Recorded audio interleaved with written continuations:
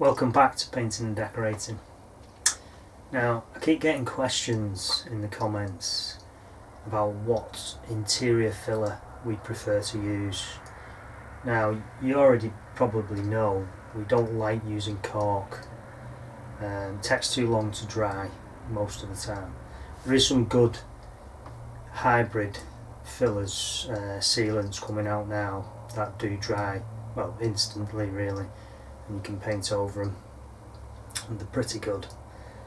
But when it comes to filling general holes and filling over joints in lining paper, we like using Polyfiller interior easy sand filler. I'll just give you a quick look at the bag and then I'll show you how we mix it. I always get a large bag really because I use that much of it. So yeah, Polyfiller easy sand interior filler. You never want to use an exterior filler inside really, although I do tend to use some just around where windows are, because you get condensation and things like that, and the exterior fillers are usually better to deal with water running on the windows. Remains workable for up to 90 minutes, low shrinkage. It's perfect stuff to work with, I do like it.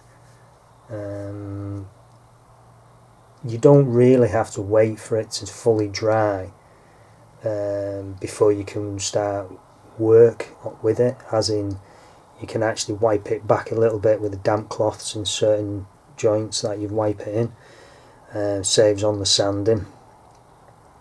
You can also put emulsion over it before it's fully dry, and it's usually okay if you don't have to sand it. When it comes to mixing it, I have this board and that's on every job with me. Now,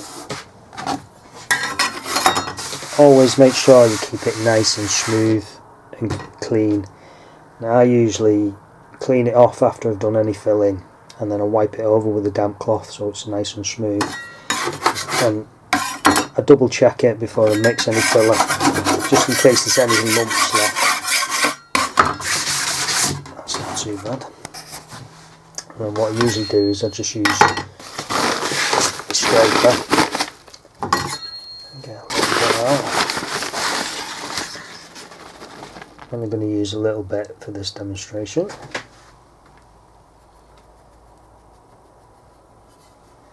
Little pile like that.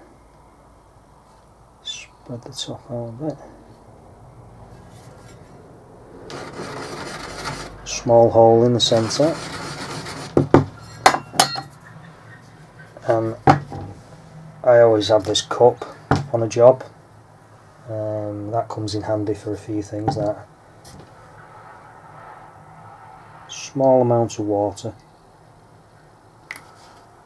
You don't need a lot. I'm just knocking the sides a little bit.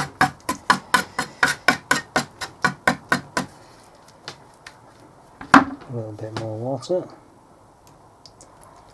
It's about gradually adding the water until you get it to how you want it. Now, some cases you want it thinner than others, so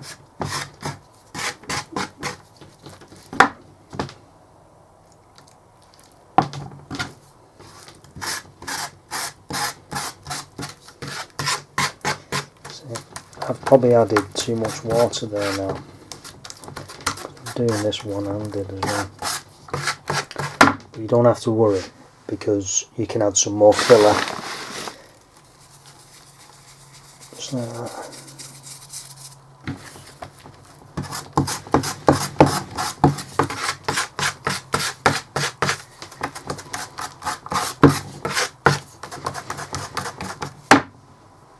So I'm going to carry on mixing this, and then I'll show you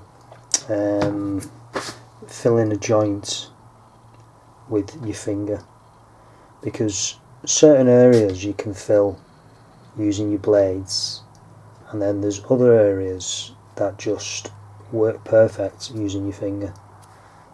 You can tell when it's ready when it's really smooth when you press hard on it. There's no lumps. That's good, that. When I'm doing a lot of filling, I usually use the Hawk. It saves a lot of trouble, makes your filler. Stick it on your Hawk and you've got 4 edges to work with as you're working the filler, and as it gets thicker sometimes you can put it round to one edge, use it to fill certain gaps, keep working the thinner stuff. It's great, that. But if I've only got a small bit to do, what I'll sometimes do is just have a bit on the end of my scraper like that.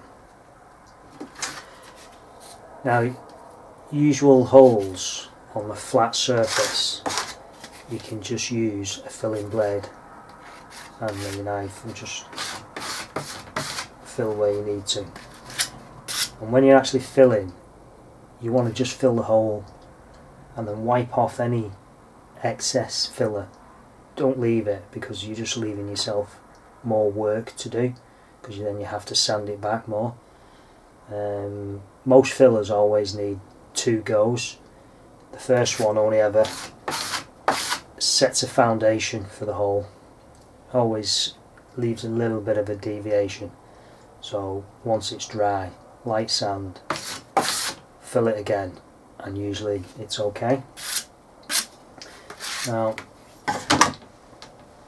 when I mentioned your finger, there's loads of times you come across gaps between the ceiling, just loads of areas where the gap's at 90 degrees like that.